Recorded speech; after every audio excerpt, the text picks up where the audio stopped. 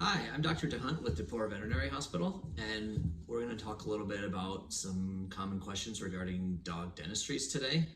Our practice manager, Sue, is going to ask me some questions and we'll answer them and hopefully learn a few things. All right, Dr. DeHondt, how does dental health impact the overall health of my dog? Dental health has a large impact in many ways with the overall health of your dog. Obviously, it makes a big difference as far as their ability to eat and to chew and their overall quality of life. If there's significant dental disease, then they can be very uncomfortable and it can affect their ability to eat. It also impacts them elsewhere in the body as well, because if there is bacteria that enters the body through the mouth and has access to the bloodstream, that can travel to other places in the body. It can cause liver enzymes to be elevated and cause a general loss of quality of life in that way too. And how can I care for my dog's teeth at home? There's a few different things you can do at home to help minimize dental disease. There are dental chews and additives for water that you can use to help break down plaque on the dog's teeth. You can also use oral rinses and some other or similar options to that to help, again, enzymatically break it down.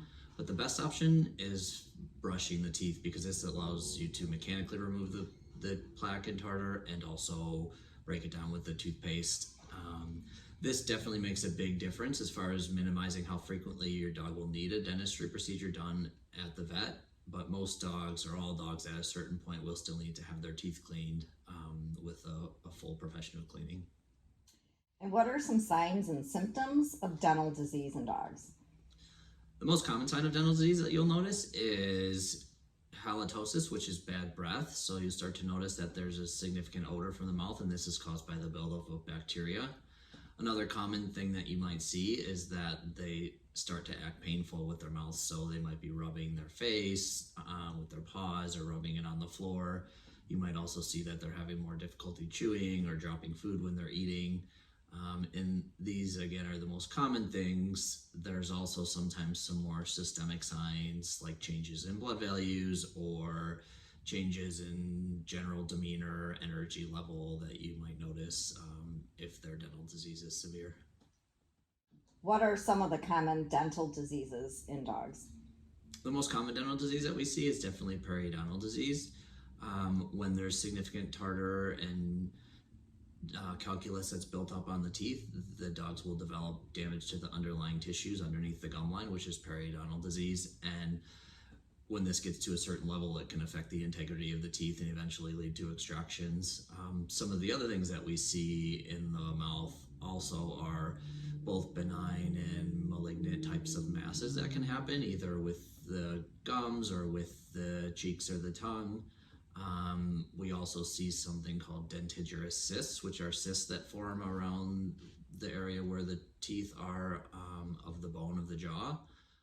Why is early detection and diagnosis of dental disease so important? Early detection allows us to hopefully minimize the extent of treatment that is needed. If we're able to do regular dentistries with a dog, then we can hopefully keep the teeth clean and minimize the damage to the periodontal tissues so that they don't have to have extractions. The longer that bacteria is present and the more damage that occurs, the more likely it is that they're going to have more extensive dental work done. And how often should my dog's teeth be checked? We would definitely want to do a full oral exam at least once every 6 to 12 months to make sure we're keeping track of how much tartar and dental disease there might be, and making sure we don't see any other concerning changes there.